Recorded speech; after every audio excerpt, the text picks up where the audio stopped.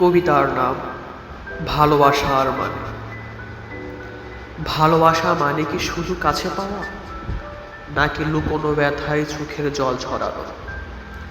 ভালোবাসা মানে কি হাতের উষ্ণতা, নাকি দূরত্বেও রাখা প্রতীক্ষা? ভালোবাসা মানে কি একসাথে চলা, নাকি একলা পথে স্মৃতির আলো? ভালোবাসা মানে কি হাসির বেলা, নাকি অভিমানে নীরব চাহনা? ভালোবাসা মানে কি চির সঙ্গী হওয়া, নাকি একে অন্যকে বুঝে নেওয়া?